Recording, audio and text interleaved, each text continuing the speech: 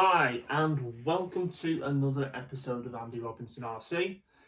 Sorry it's taken a bit longer than usual to do another video. It seemed like forever since I last posted the the running video of the Jun Watanabe Hornet. But it's only been about a week, but it just felt like it went on forever.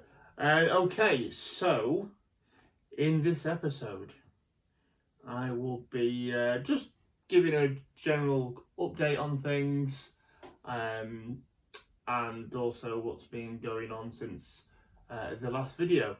Now, in regards to the Hornet, since I did the running video on this, we fitted I was going to wait actually until we found some black rims for this, but I don't know how long that's going to take.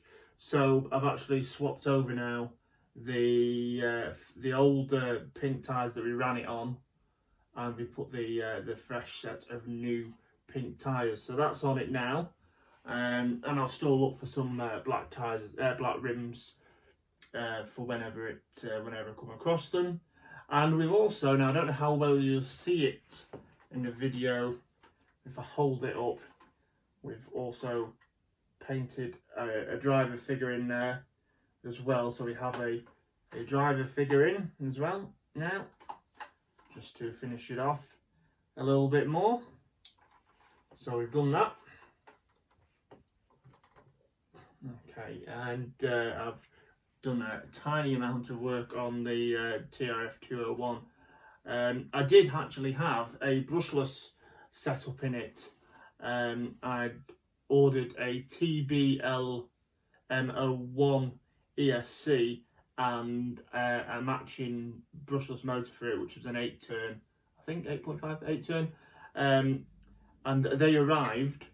Now it was a second-hand setup, but unfortunately it didn't work properly. I did get it to run, but I think there was a bad connection somewhere, possibly within some of the soldering on the wires. But besides that, the motor sounded like there was something inside it jamming, and it didn't feel like when the armature was rotating when you had throttle on, it sounded like something was grinding. So that was sent back to the seller, and I obviously got a refund for that. So unfortunately, back to the drawing board. I'm still looking out for something that I want to put in this, but thanks to Tony's Tamiya Parts, I did finally get, minus the actual end cover there, but I might have something. I got a proper TRF201 spur gear cover. Now I did have an old B4 one lying around, and I was going to use that because you can just about squeeze it on. The holes from mounting it are in pretty much the same place. But since a new one came up, I thought I'd better grab one just in case I don't come across one. And also as well, when I was fitting up the motor in this before I had to take it back out, this was the spur gear on it there. Now when I put my pinion gear on and everything, it just wouldn't mate up to it. Now I think when this was built just before I purchased it, I think that spur gear has come off one of the TRF touring cars because it's so small. It is, let's have a look, it's a 69 tooth. Now, I mean, I could be wrong, but I'm pretty sure you wouldn't have gone down to a 69 tooth with the TRF201 buggy. So I thought, while I'm ordering the motor cover, I thought what I'd do is I'd see if Tony's Tamiya Parts had any spurs, and they did. They had a 77 tooth, so that's been put on now, and that should work a lot better when I come to put the motor back in it. Now I did look up actually what tooth spur gear it comes with the kit initially when you buy it. It's a 79 tooth, and the one I've ordered is the 77. So it's 2 teeth less. So, excuse me. Oh dear. In theory, it should be a little quicker. But yeah, so in terms of messing around with the cars, that's all I've really done over the last week, although I did have the FTX Ravine out and just going around the back lane, and I also had the Maplin MRC Road Winner out last night for a bit of a driver outside. But yeah, I've not managed to get much running at all this week because the weather has just been so rubbish, really. But yeah, car-wise, that's what we've been doing. Now, before I forget as well, regarding the sort of the mental health and RC thing for me, I should have done it ages ago, and I don't know why, but it's just one of these things. Sometimes I find things overbearing, and it takes me a while to get round to doing things sometimes. Anyway, after the other videos, I said it'd be great if other group pages, RC group pages, RC racing club pages and things of a similar ilk would be great in info section if they could put links to charities and links to groups and people that can help with mental health. Now, I know Glenn at Tamiya Legends messaged and on their group self to say that they had done that. They had put a list of details for people regarding mental health that they on their info page, which was great. So it would be cool to see lots of other groups doing that as well. That'd be great. And what I've done is I've now edited the Blackpool and Filed Radio Controlled Car Club Facebook page, and I've now put a list of groups and contact information on there. So if anyone is struggling with mental health problems, they can now look on that, and it will give you them information such as, I think the Samaritans contact info is there, Mind is on there as well, and the one that I found recently called the Calm Zone as well. For that one is specifically aimed at men, but all the others obviously for men and women alike. But it really is a useful thing. So yeah, that's what I'm pushing for eventually, is to see how many groups and pages we can get to include the mental health information for people. I mean, at some point, I don't want to say too much about it now, I am looking at doing something more with the mental health and RC side of things, see if we can help get the word out more. But I don't really want to say too much at the minute because I don't know when I'm going to get to do it, etc. And I don't want to say, yeah, this is what we're doing, and then it takes me another a month, 2 months, 3 months to actually get it off the ground. But I am looking at doing something. So as when I know what I'm doing 100%, and when I've got more info and dates, etc. surrounding it, then I'll let everyone know on the channel. Okay. Also, just carrying on with the mental health thing a little bit, me personally, I've been massively struggling the last week or so, especially with motivation. I've had the life, excuse me, can't stop yawning, I don't like this all the time. I've had the life absolutely sucked out of me, and that's what it feels like. And I've just really struggled to keep going. So bad so that I've literally needed cans of energy drink just to pick myself up a bit, to get going with doing things, which you shouldn't have to rely on really. But that's where I seem to be finding myself at the minute. And the thing is as well, I don't want to be doing that because, to be honest, consuming large amounts of energy drinks isn't good for you anyway.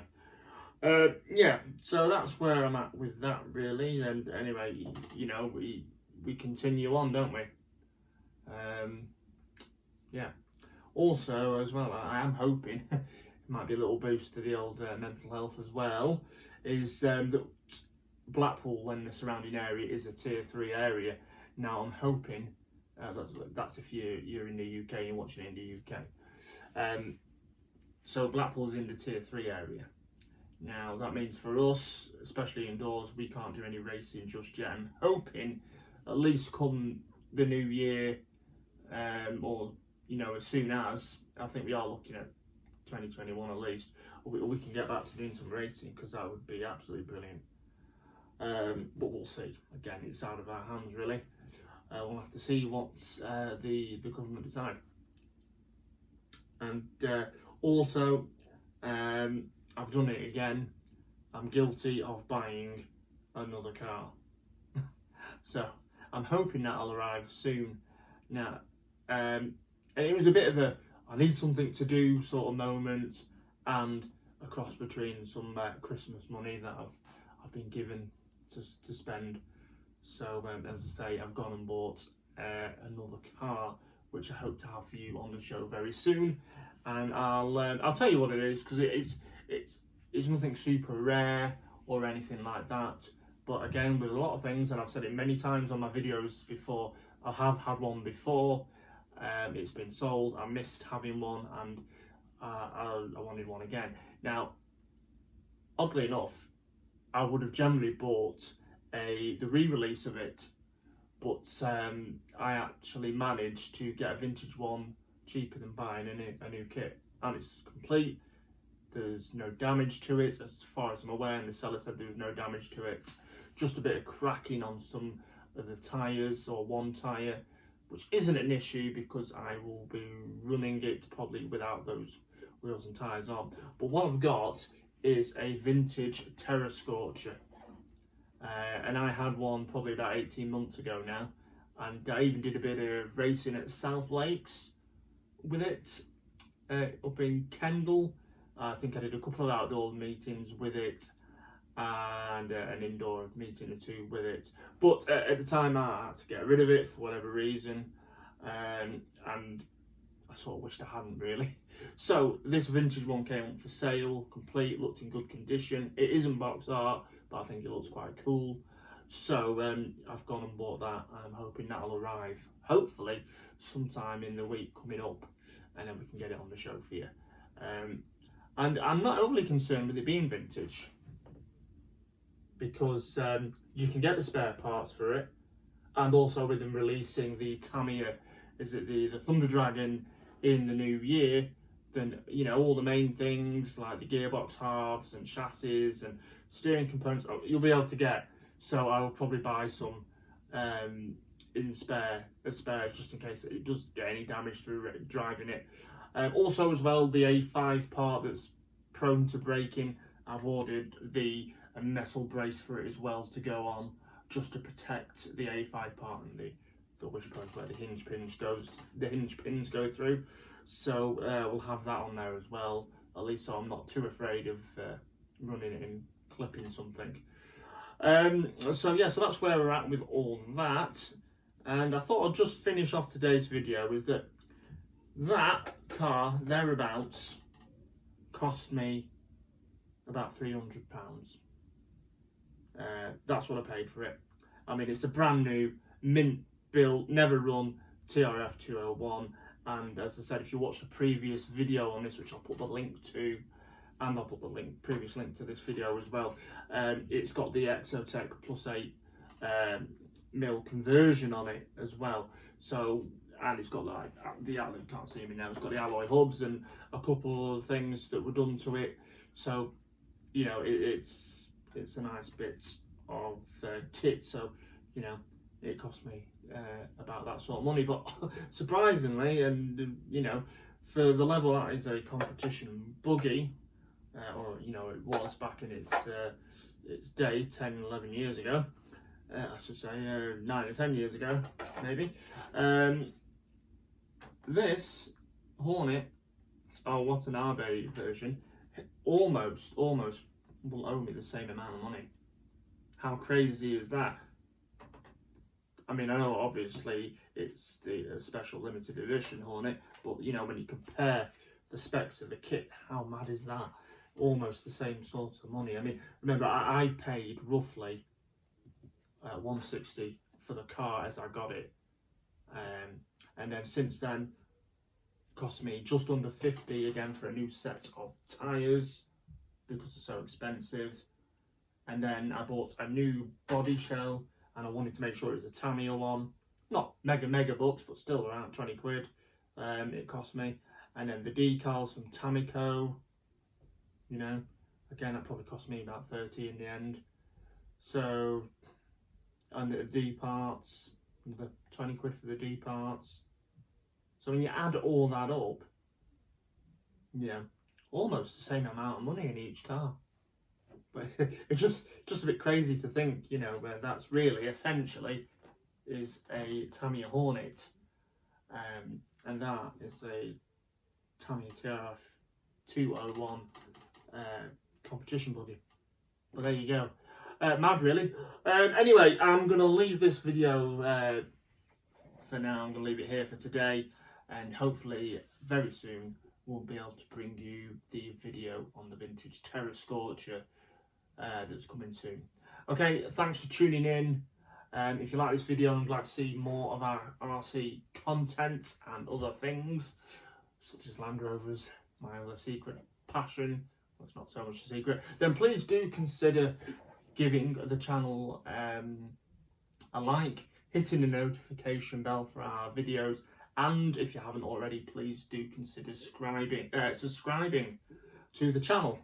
Right, okay, take care of yourselves.